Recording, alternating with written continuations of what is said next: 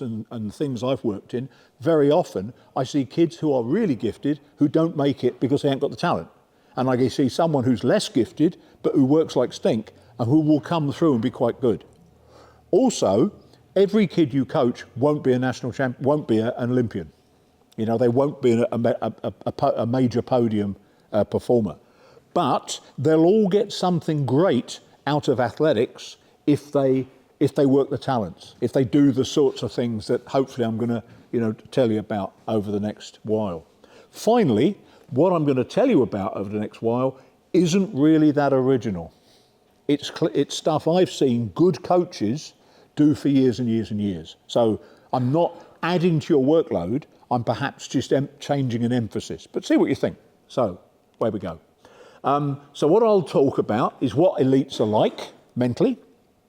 I'll talk about what skill sets they have and how it works, how it operates. I'll talk to you about how it's developed, and then I'll sort of make some suggestions as to stuff you can do in your work, in your work with your athletes. I'll start with this, which is a study we've done. Nothing personal, gents, but the three of you, that's the idea what I need. So we did a study. We've picked out super champs. We've picked out people who, in team sports, are 60 plus caps. In individual sports, they're world and Olympic medalists, at least 5. In actual fact, our average was 9 medals. They ain't bad. And then we get someone from the same sport, same ethnicity, same country, same this, same that, some the other, right? But this time they're a champ.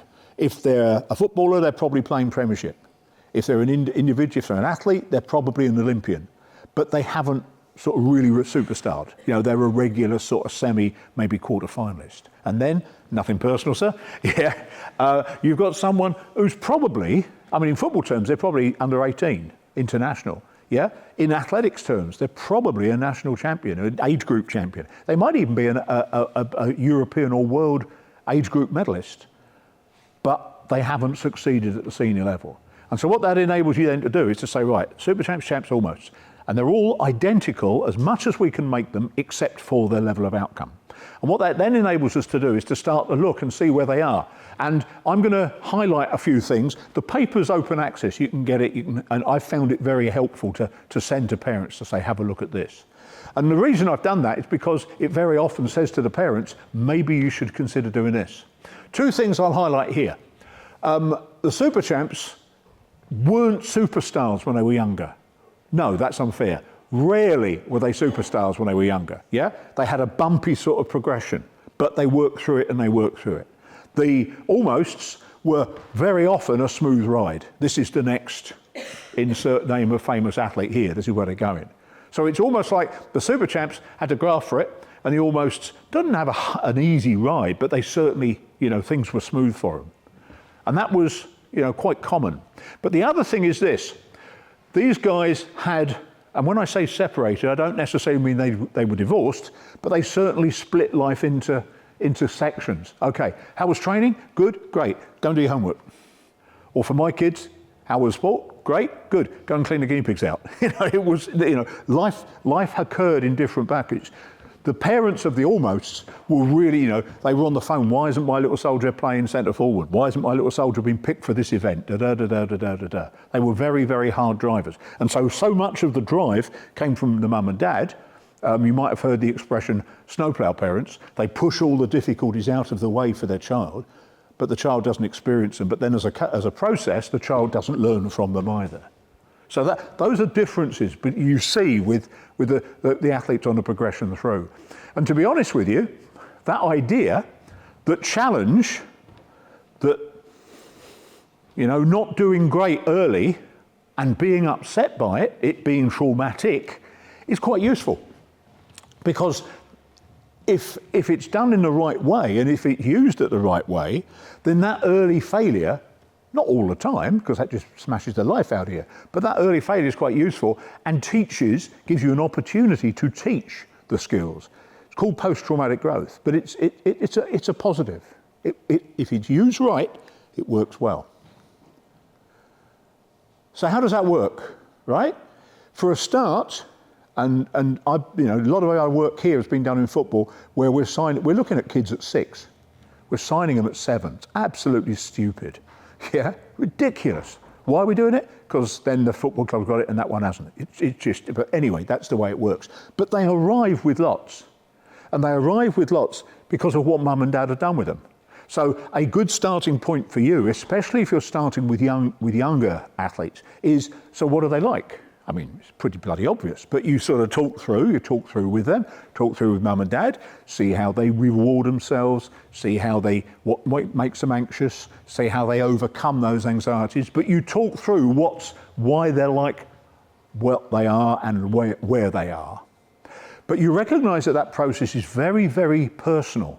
It's very, very dynamic for that individual. So we've done a lot of work on this. We've even done work with identical twins, monozygotic twins, in the same sport, same mum and dad, same upbringing, but they don't look different, but by gosh, they are different. You're dealing with different people, and therefore your treatment has to be very individual to not only what they've arrived with, even from the same mum and dad, a couple of years later, be very different people, and therefore you handle them very differently. So once again, going back to the Super Champs and Champs, yeah, and I'll highlight the thing at the bottom. Super Champs tend to look at challenge and handle it well. They use it to stimulate. I'll show them, I'll get back at them, They almost whinge.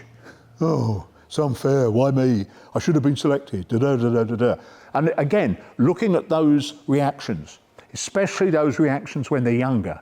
Yeah, I mean, we're not talking 4 or 5 year olds, but we're certainly talking 14, 15 year olds, that you rationalise that they are more in control. This is not what happens to them. It's things that they're causing that they can counter. It's things that they can do something about. Let me give you this. 15 rugby players down the right-hand side, all had played under 18 or under 20 for England. They're not bad. Trust me, that's not bad at all.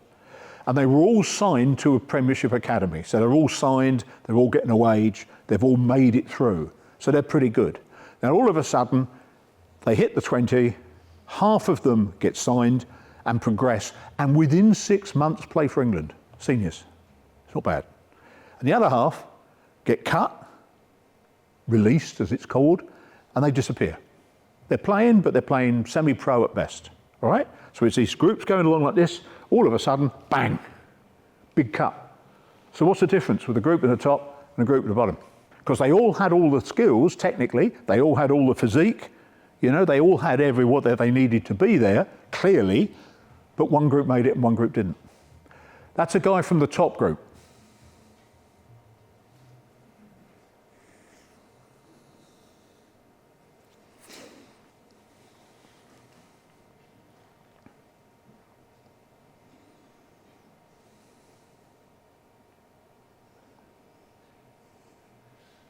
Now, I'm not suggesting that's how you should coach. I'm not suggesting that's good coaching at all. What I'm trying to draw your attention to is the way the player responded to it. The fact that the player went, well, blow you, I'll show you, yeah? Whereas, guy in the bottom,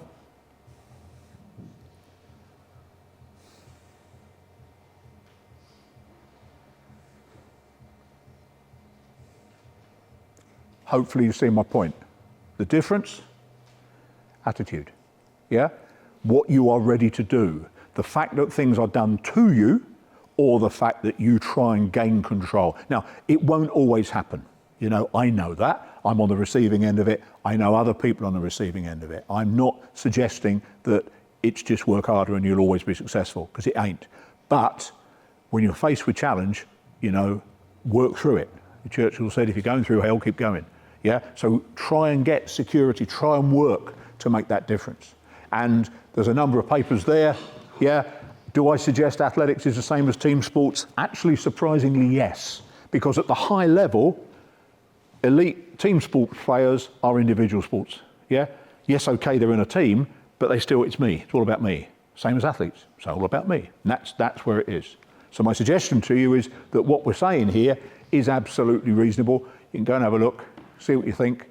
This was an interesting one. This was us looking at, we asked 10 football coaches, 10 rugby coaches. I want you to identify at least 3 players. The first time you saw them, they were the most stone cold certainty that would make it. But they didn't. Why? Big factor, the mental skills I'm going to teach you in a minute, and talk to you about in a minute. Yeah, those were the things that distinguished those guys who seemed to have everything and didn't make it from those guys who did make it. Of course, what they're like helps as well.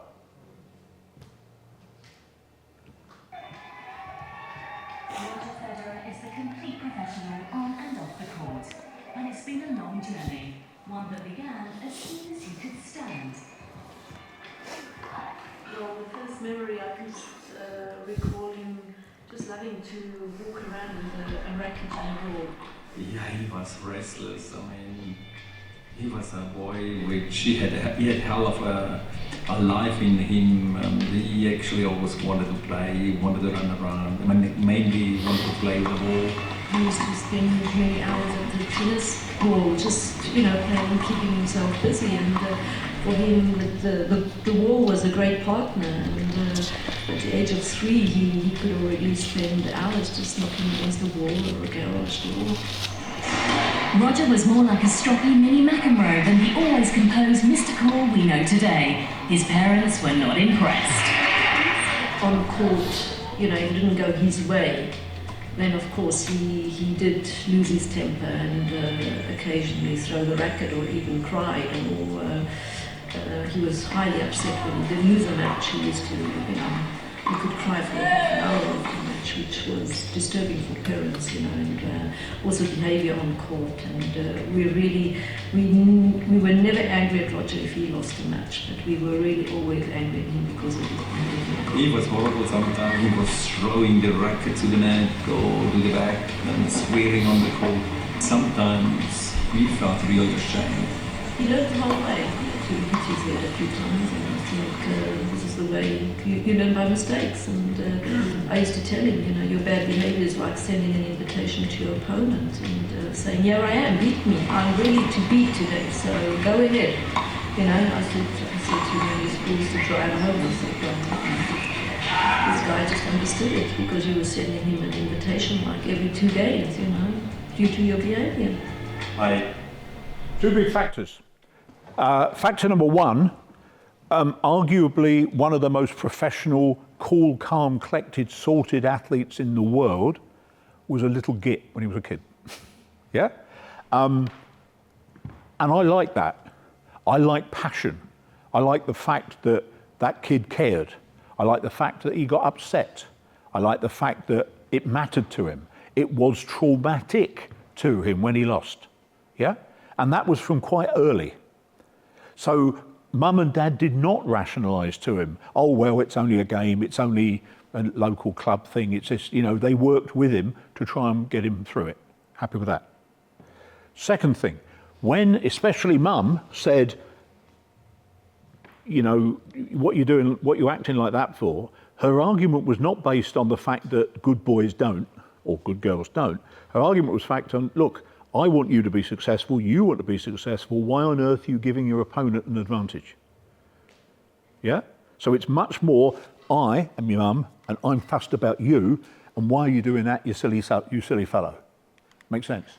So again, mum and dad here, very focused on Junior to push through. Clearly, a very, very successful athlete, but very, very common issues. So that brings me into what the skill set is. And the skill set is those down the left-hand side. They're from a lot of work we've done. They're called the Psychological Characteristics of Developing Excellence, or PCDEs. Yeah? And there are, well, I'll talk about them in a minute, but there they are. Anybody unsure about what any of those terms mean? Everybody okay? They're pretty normal parlance, but just in case, I've got the definitions later. Everybody okay? All right? Okay. Are they common?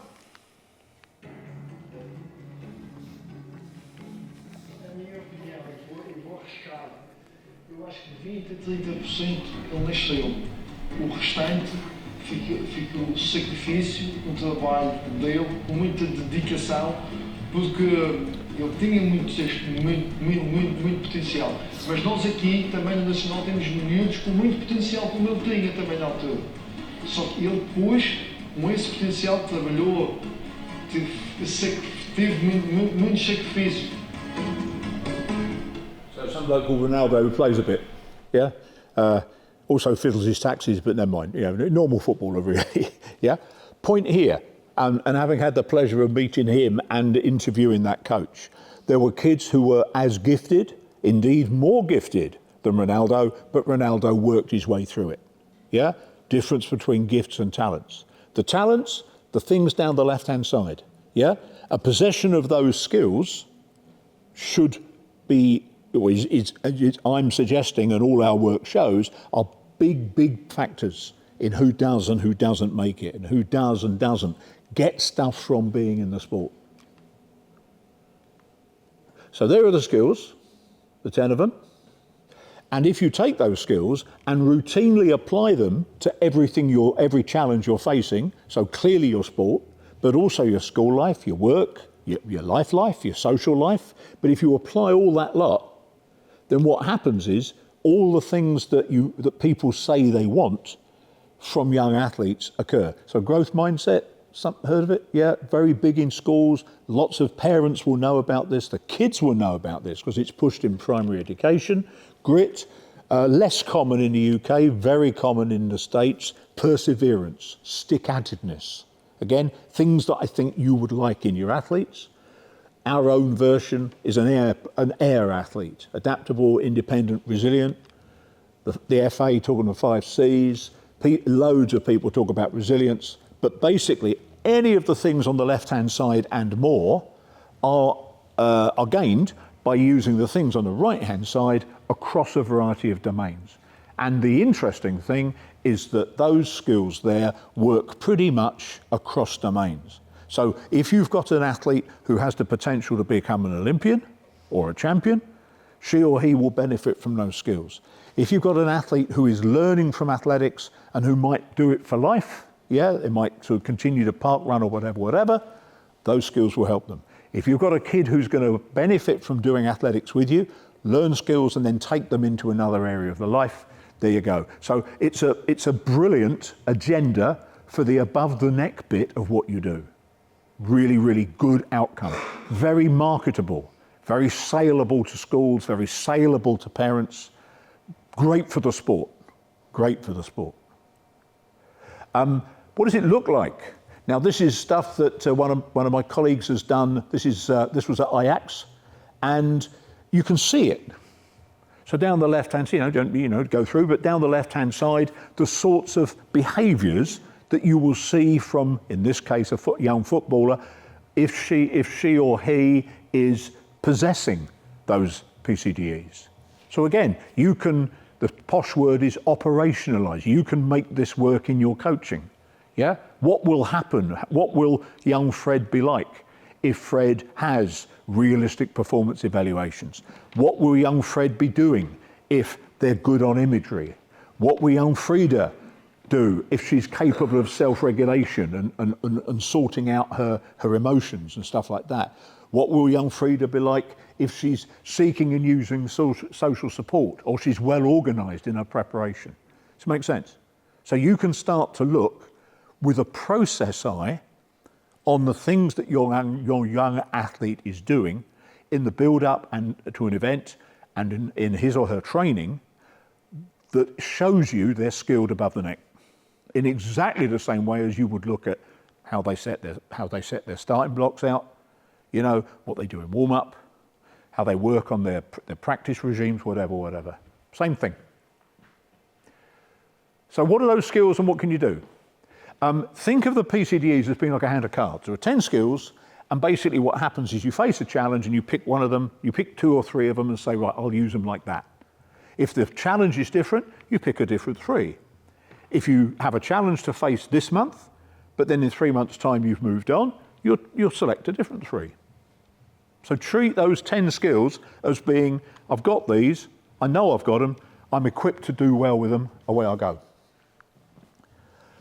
And they all work not only short term, but they work in the longer term as well, in that if you use them with one of your young athletes who's coming up for, a club under 16 competition, and they learn those skills, then they're going to be good for when they come to the schools. And they're going to be good when they come to national championships. And they're going to be good as they move up the way.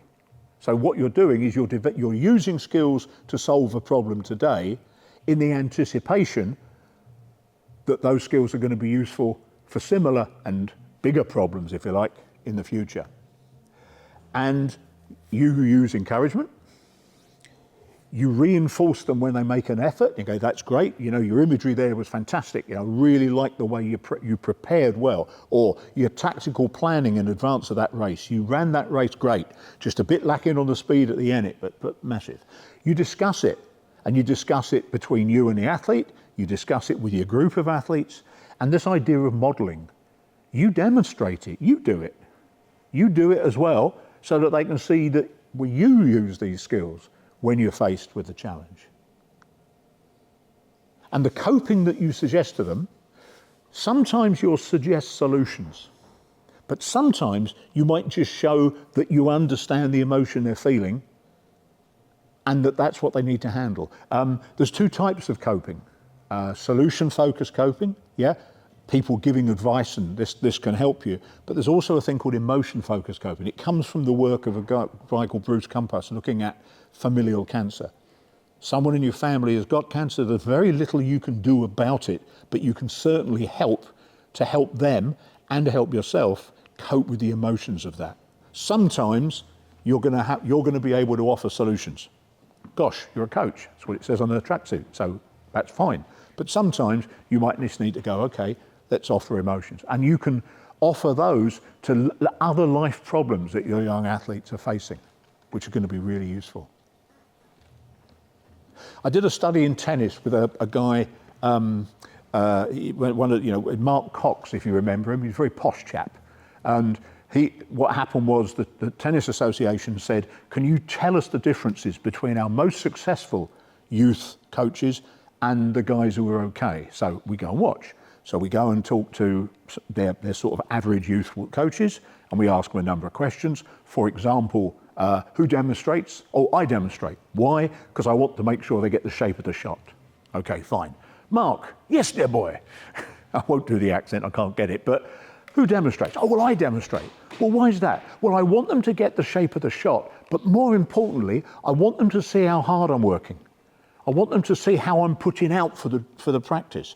I want them to see how I cope with frustration when I can't do it. So they're both doing the same thing, but Mark's doing it with a much bigger agenda. Oh, there was another difference, yeah? If you've ever played tennis, there's lots of balls that you have to go and pick them up, yeah?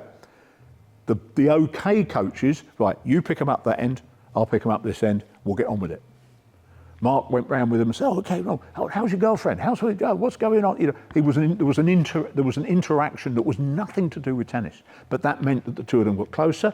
That meant that Mark could teach mental skills.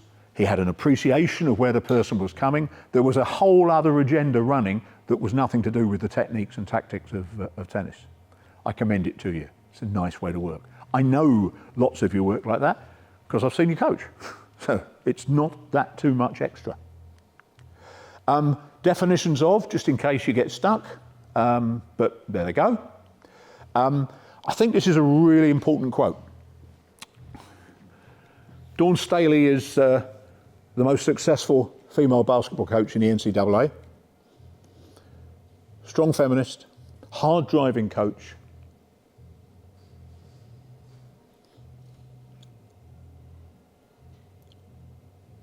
But works in a subtly different way where challenge and preparing players to overcome challenge is key to what she's doing. I suggest that's the difference between caring about and caring for. My favourite example of this is all my kids have had trainer wheels on the bikes, and at a certain age I had to take the trainer wheels off, grab them by the scruff of the neck and run along beside them and let go, knowing they were going to crash. Yeah, knowing they were going to probably hurt themselves a bit. You know, we're not talking broken bones, but we're talking lots of screaming, especially in the younger two, but never mind. But the point was that if I hadn't let go of them, I would have cared for them, but I wouldn't have cared about their progression to go through. Does it make sense? It's an important distinction, yeah? Dawn is comfortable with letting her players fail. I think we need to get comfortable with letting our athletes fail. There's lots of stuff we do before, during and after to make it a positive experience. But we have to be okay to make the most of that, to exploit that. In actual fact, and I suggested to the mums and dads that challenge and failure and making a good use of challenge and failure are essential parts of good parenting. That's what you do. You know, if every time Junior says, I want this, you go, yeah, all right, yeah. And I see some parents like that, generally with lots of money and guilt trips, yeah, giving the kid everything they want, they're not going to progress. So challenge and failure and being able to learn from that and cope with that, they're parts of good parenting. And I think they're also essential parts of good youth sport coaching. But recognise that what you do with the child is very individual. It's individual to this one, this one, this one. Because doing the same thing does not necessarily have the same effect. Even again, like my identical twins, same mum and dad, same upbringing, same school, same sport, la la la la la la, do the same thing, different reactions, all right? And, if you've got kids, I'm sure you recognise this. If you've been coaching them, you recognise this. The same solution doesn't work for every problem with the groups you've got. It'll be okay. So, last bit, what can you guys do? 10 skills, hand of cards, use them. But what does that mean? Well, for a start, I'm going to suggest to you that part of your coaching should be above the neck. I'm not trying to get you to work as psychologists. It's just that good youth sport coaching is developmental, and it's therefore developmental physically, but it's also developmental mentally. And indeed, if you focus on the mental, they will be able to more focus on all the other stuff you're giving them, and they'll get more better at it. So especially with younger kids, and this ideally starts around 10, 11, maybe even earlier, but certainly around 10 or 11, yeah, and is not completed, but is well established by 16. So it's an agenda. So you're teaching those skills down the left-hand side, not all at once. It's not like you're arriving at the club on a Wednesday night and you're doing a lecture on it, but they certainly become part of your operation. It's something you focus on. It's something you push. And it's based on this idea of what's called nested planning, nested like Russian dolls, one inside the other. Yeah, in that you're working with the athlete to solve a problem that she or he's facing today, but sensibly you're laying in skills that they're going to use later, and then perhaps even when they get to top level. So your planning is nested. Yeah. If you're a hammer coach, you teach them to throw off 2, then you can get them to 3, and eventually on to 4. You know, if you're working on sprint techniques, you're trying to get someone to do this. You're embedding, you're getting things in the pipeline so they can use them later. I'll show you a nested plan in a bit. And I'm going to suggest that the above the neck bit is at least as important. At least as important. I'd suggest more important in the longer term for most of your athletes than the athletic skills or the physical fitness. Because if they've got that, they will take more and use more of the other stuff you give them. That's the syllabus that we applied with footballers starting from under 8 years old, all the way through to 16. That would be very challenging because we have more time with them than you did.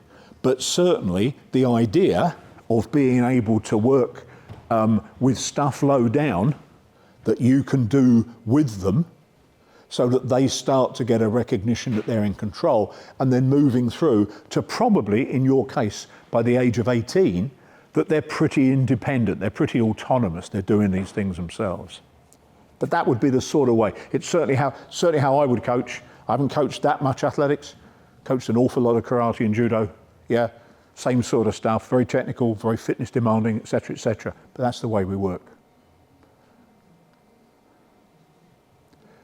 Yep, so you can have less time and resources, but you can really push this. And if you're clever, ladies and gents, you can push this with and through the parents. Yeah? Because you can be saying to mum and dad, this is how, we're trying to get Junior to realise the importance of setting good goals. trying to get junior to be able to rationalise how well they did, not just based on outcome. Did they do good process? Were they well organised? Were they well set? Were they well prepared? Did they go through their warm-up well? Did they go through their cool-down well? Are they professional? Yeah? And I think you could, with lots of cases, you'll push on an open door in terms of what's going through. Unfortunately, lots of coaches, lots of parents, lots of administrators think this is what happens. You give a kid a challenging experience, they come around and go, oh, okay, and they learn from it. Yeah? So pressure equals learning. Doesn't.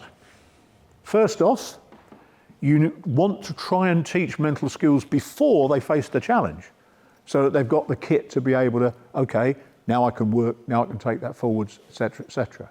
Secondly, once they've had the challenging experience, you reflect, you debrief, you think through what's going on as to what that means.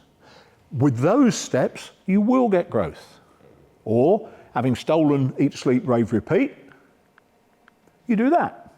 Teach skills, test them, debrief the heck out of how well it done, and then around the circle again. And that sort of process as part embedded within your coaching. So you look at, you debrief, you prepare for an event, you do the event, you debrief the event, you take the lessons from that and put them back in. Again, things I know you already do. I'm just suggesting that there's an emphasis and there's a language, if you like, set of constructs you can use, which are the PCDEs, that would be useful. There's an example of what coaching might look for. So if, for example, you were interested in quality behaviour, you're interested in the athlete behaving like the things down the left-hand sides, then there will be things that you do, your behaviour, and there will be a system that you use, the things down the right-hand side, that set out. So again, I'd like to see that, therefore I'll work like that, my system will work like that, thank you, good night. And you can do this for any one of those PCDEs. It doesn't mean, I emphasise, it doesn't mean that all of a sudden you're doing a psychology lecture every week, yeah? Because they'll switch off and so will you. But it does mean that you can work in ways that emphasise what's coming through and how we go. Again, slides will come to you, have a look, have a play with it, see how it goes. There is a nested plan. That was a nested plan we did for some Northern Ireland athletes aiming for Commie Games. You can see that what they're doing this week has a certain target, but that this week's agenda and outcomes are embedded, nested, within a longer, across the winter phase, which is embedded within a 4-year programme looking to get that athlete, in this case, to Commonwealth Games representation. So again, it's you thinking about, I'm doing this with junior this week, but I'm doing that because she or he is then going to be able to exploit it like this, but then I eventually would like them to take it like this. I know you do this in your planning. Athletics is such a technical event, you have to be thinking about the ways in which what you do today will fit into. Same thing, just doing it above the neck. So what we got, in summary, challenge is great, and having challenge in the sessions you do, which of course you do, is really useful. But it's the pre-briefs, the setting up and giving the skills, and then the debriefs on how they did, is actually making more out of the experience. So it's not anything particularly extra, it's doing what you do, but it's squeezing the juice out of it and getting the good stuff. The skills are essential. Let's not beat about the bush. The skills might come from mum and dad. The skills might come from teachers. Ideally, they come from all of you, and they certainly come from you. But the PCDEs are but one list. There are others, but they're one list of stuff we know works in a British sense. But what you then do is you personalise the challenge and support. Oh, and you vary the support. Because, of course, if it's exam time at school, yeah, that's a lot of pressure, and you might up the level of support and decrease the level of challenge. But then you can play with that, and it means that the level of challenge that you give two athletes who are at the same age, same stage, blah, blah, blah, blah, you personalise it, because it depends on how each individual is coping with that handle. And as I've said, you consistently focusing on that, reinforcing it, emphasising it is great. You showing it, asking their advice, modelling how you handle pressure is really, really powerful, because you're an influential figure. You're someone they aspire to be like. You're someone they like. So you acting in a certain way is a very powerful message to them for how they should act as well. A couple of books. Put a bit of weight on since the photo on the right-hand side was taken, but just all I'm saying here is that these same skills apply across the way. We've got another one in music. Yeah, we teach these skills in schools to kids who learn them through sports scholarships or music scholarships, but we also then use those skills in a way. But the book on the left-hand side, make sure you get the second edition because it's got lots of extra stuff, yeah, will give you the ability to be able to put stuff together in terms of a talent development agenda. Sure, no questions? We've just had a bit of a coach's corner conversation. Right. And one of the things we presented was the CPPRF framework from Bonnie Earls, Andy Abrams, Yep. and Gareth Morgan. Some of the athlete behaviour has been influenced by the coach behaviours, the session objectives and the session structure. So your process for reflection there kind of talks a little bit to that CPPRF framework in terms of how we might reflect upon the things that we might, what did you say? Teach, test, tweak, repeat. Yeah, exactly, yeah. Yeah. So within that thinking... You can. I mean, you know, I think the CCPRF is a little bit complicated, but okay, yeah, fill your boots. You know, the main thing here is you know what you're going to do, you know how you're going to do it, and most crucially, you know why. And if I'm critical of the work that comes out of Beckett, it's they don't do the why enough. Yeah? So why then and why not then? You know what I mean? Everything, it's all conditional. Yeah. It depends. It's all variable. So any reflection that you do, yeah, is going to be a reflection on him or her, yeah, not them. Makes sense? And that's what you said about Amy McNamara's egg and potato analogy. It's quite nice, yeah. Yeah. Anya, by the way, yeah, she gets fed up with it. She's Ain, Annie. So she puts up O-M-Y-A, Anya. Oh, with an R on the end as well. But yeah. But you're absolutely right. And you see, this is the point. One of the big differences, okay, so I'm a coach, but I coach in a psychological way. But one of the things I recognise there is I've got a bunch of individuals against me, in front of me. So if I'm coaching a rugby team, I've got 16 clients. I've got 15 players and a 15-headed monster. You know, if you've got, how many in your squad? Bloody hell, okay. You've got your work cut out. yeah. But they're all different. And therefore, there has to be stuff you do as a group. Of course there does, yeah? But it has impact in different ways. Yeah. And one of the clever things to do is either for you to have a co-coach or for you to use mum and dad, yeah? And as a coach in a karate club, yeah, I would do sessions for parents once every 3 months. Yeah. And say, no, this is what we're doing. We're coming up to a grading. So as an interview, there'll be challenges like, here's some things you can do. And away we go. So I enlist them as assistant coaches, unpaid. So, okay. Perfect, thank Everybody you. else? Sir? Right, yes, have the mic. We can't hear it, but apparently wherever he's broadcasting it to, is it Moscow? Is it Donald Trump? Wherever it's going, they can hear it. Please, where you go. So kind of speaking from an athletic standpoint, obviously data and times and power of 10 is a massive part of athletics, especially at junior level. Mum and dad love power of 10 and the kids love power of 10 and they want to be further and further at rankings. So I think creating that environment where, it's challenge based is great, but how would you navigate the process where you have a parent saying, my child or the athlete saying I'm not high enough in power of 10, how would you create the buy-in to allow for this kind of process-led system to go excellent question. above that? I'd say when they join, Like, so for example, I mean, the closest I've ever got to you, because I've coached athletics and done it, but mostly through schools, private schools, yeah? The closest I've got to what you do is to be coaching a karate class in which I've probably got 40 to 50 of the little blighters, so I'm right with you, yeah? And I'm going, you know, what am I doing? And one of the things that I get them to do when I come in, say, what do you want? You know, I will be happy if, yeah? I want to be a national champion. I want to be an Olympian. I just want to get a black belt. I want to, yeah? And so my answer to mum and dad is always, so what do you want for junior and what does junior want?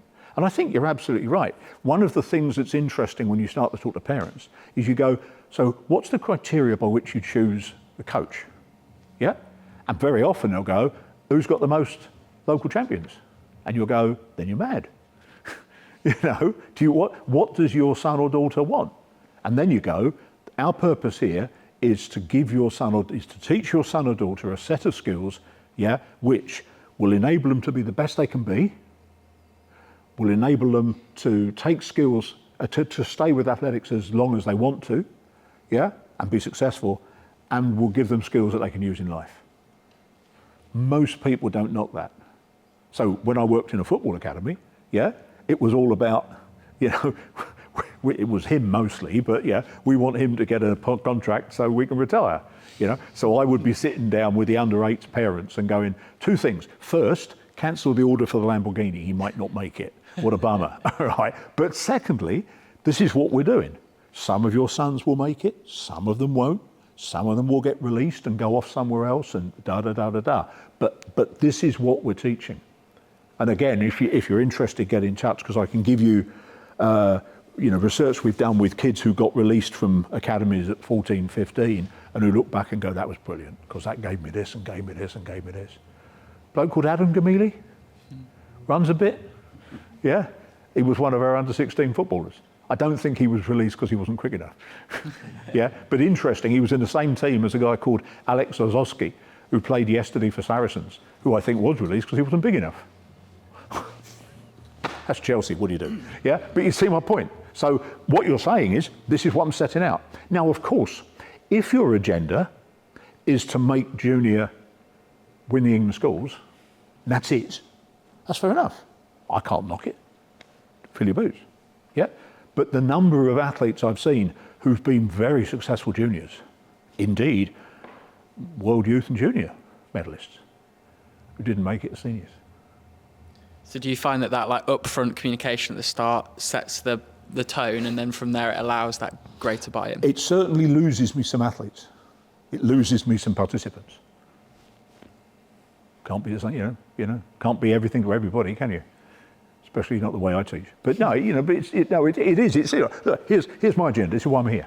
Yeah. You know, that's what I'm after for your son or daughter. Yeah, I want your son or daughter to be doing this. I want them to be here 20 years' time.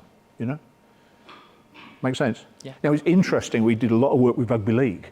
In that rugby league picks up loads of kids who dropped out of rugby union because they got fed up with it, and they get into it, and then away they go. And then they are the committee members of the future. But then that's a very regional thing. But I'm just suggesting to you, your values are your values. Yeah, it's not for me to tell you. Your values are your values. And if your values are, when I was working in athletics, do you know how many England schools champions I've coached? No. Do I care? No. Am I fussed about how many children have had a positive experience through your hands? Yes. Yeah. Am I fussed that if the child is equipped, yeah, to be a top-class performer, they've got the equipment from you? Yes. We used to do a coaching ladder, so you take someone like Philip Zidowu, yeah? Fortunately, he never got a gold medal, because if he did, we'd had a deal, he'd dye my hair, and he was going to go purple. So he only got silver. I said, no, you can't, nah. Anyway, and pierce me or something, whatever. But, we did a coaching ladder for him from his infant school teacher upwards. All the people who'd taken him up, and that for me, that's brilliant, yeah? So look at the contribution. Does that help? Yeah. But that's how I'd set it out. Yeah. Yeah. Anybody else? Sir? You can map a lot of what you've got against injury management. Hang a minute, have a lolly. No, don't throw it. You see my, no. I'll come and get it, because my handling is, as you've seen if you ever watched me play rugby, absolutely bloody dire. Yeah? Mind you, let's give it a go. Right. and go. Now, if we could do that in Beijing, I was... Anyway, carry on. A lot of what you've discussed today, I've kind of used some of it in... I've got an athlete with a long-term injury. Yes. So we've mapped across a lot of what you said there into how we've managed, or managing her through this injury, which there's a correlation where you can map it to that whole... It's not just performance, but it's injury management as well. Absolutely. And frankly, most athletes get injured sometime. Yeah. So what I would do is I would teach the skills of imagery quite early, because when they get injured, this is how they use them. So all I'm doing is I'm laying in equipment for later. And you're absolutely right. It maps beautifully to injury recovery. It also maps beautifully to A-levels, GCSEs, relationships, all that sort of stuff. Because we've done a lot around the goal setting for her. Yeah. Of what she wants post-injury. Yes. And how we've done a lot of reflection of how we're managing it. Yeah. So we sit together and look, okay, fine, is this working, is this working? And then we map it back and think, okay, fine. Absolutely super. And I won't be personal, but however far that athlete is likely to go, do you think she's learned stuff from that for life? I think the technical term is no shit Sherlock. That's really, look at all the stuff you can take. And if you show them the transfer, that's even better. Anybody else? Catch? Why did he pass it on him? Daniel, there you go. Thank you very much. No bother. So, from my little experience, sometimes coaches, or parents, if you'd like, might have unrealistic expectations of the children. They might provide less support or more support than what might be needed to the players eventually, or to the athletes. And obviously, coaches have a relationship or an interaction with those parents as a point of support, for the players. Sometimes, I've experienced that they might want to make this session with the parent a pleasant experience, and them have, a good view on them, etc. Would you say that it might be equally crucial to challenge parents as well, even though obviously, it would bring them in discomfort and making them uncomfortable as it would with the players for their development, of course? I don't think I'm making people uncomfortable, but I think I'm asking them to think. I mean, that's your question, sir, isn't it? So the short answer is yes. But then that's yes about this kid. Remember the Dawn quote? Yeah, I am, I care for you, yeah, but I care about you more than caring for you. Your parents care for you. So there's a difference in agenda, yeah? If you were to talk to Peter Coe, who had a promising young son, yeah, who did not badly in athletics, yeah, the agenda was different, as I understand it, and certainly as I understand it from the books, yeah? So the agenda for you as a coach is values driven, and it's what you're doing. And I really, really don't have a problem with a coach who advertises, I was talking about karate. There will be people who guarantee black belt in 2 years. Yeah? Well, yeah, look, have this one. Because that's not what it is, So I'm saying, this is what I'm after. Yeah? That's how that works. Does that answer the question? Yeah. So I'm just saying, I think that you can do an awful lot through, because I know how busy you guys are. Full respect, yeah? But you can do an awful lot with and through. Because of course, the parents are an expert in a child, or if they're not, they think they are. So you challenging them and saying, what can we do? We're here to help you, we're here to help Fred. What's Fred after? Fred wants this, Fred really wants to go to England schools and win it. Okay, well, there's a really good crop coming through, yeah? To do that, he's going to run bump. And if he's going to have to run bump, then he's got to do this and this and this and this. So you map it out for him, yeah? But that doesn't mean you say, no hope, forget it. It does mean, bloody hard, let's do that. Yeah. Make sense? Yeah, because... Anybody else? Got one from the stream. Oh, for the stream, all right. The 10 psychological characteristics changes for an athlete over time. How can a coach determine which have the highest need at specific points in time? What a great question. Ask him. No, but seriously speaking, it's a case of they the combination of skills will change over time. I mean, the curriculum I gave is more you-led when they're young, and what you're increasingly doing is it making them more them-led. Does that make sense? You know, so for example, I would expect one of your 20-year-olds to be able to accurately talk about their performance and diagnose what they needed. Yes? All right? Now, they'd come and ask you, and your opinion would be important, but surely you're trying, you know, that's what you're trying to do. So similarly, the athlete should have a really good sense of why, you know, what went wrong there, yeah? And you teasing it out with them. Now, they might have insights you might not have because they live inside their head, and their head, and you don't, yeah? But then mum and dad might as well. So I think that sort of discussion that says, this is, okay, so there's a challenge. There was a mum in the last session, dad in the last session. Daughter was a hammer thrower, yeah? And she says, right, she's hit the cage 3 times, yeah? She's coming up for number 4. What do we do? Yeah? Okay. Are you a hammer coach? No. Do you coach her? No. Have you ever thrown a hammer? No. Can you therefore offer any technical advice? No. That's fine. All you can do is be supportive. But what you can do is anticipate in advance, talking with her coach. This has happened quite a few times. I know we're nervous about that. What should we do? How should it work? Yeah? If you've got someone who's full started, what do we work? You know, you are surely proactively looking down the tubes and going, now, if this happens, I'll give you the equipment. This is what you do. Make sense? So talking to them and talking through, so that pre-brief, you know, teach, test, tweak, repeat, works beautifully. Yeah, and those challenges can occur naturally. You know, we're coming up for a grading, right? What are you worried about? I'm really worried about that bit, yeah? We're coming up for, you know, the England schools qualifiers. I'm really worried about this. Okay, what can we do to cope that? You know, that's just you being a good coach, yeah? And you don't have to sound like a psychologist. God forbid, yeah? Happy? Thank you. Nobody? Oh, sorry, sir. Grab that, because otherwise, yeah. We talk about anticipating what's going to happen probably in the future with athletes, and I sometimes think that it's not just about the coaching, it's about getting to know the athlete, because as they get older and get better, they're going to be more inquisitive on how they can get better.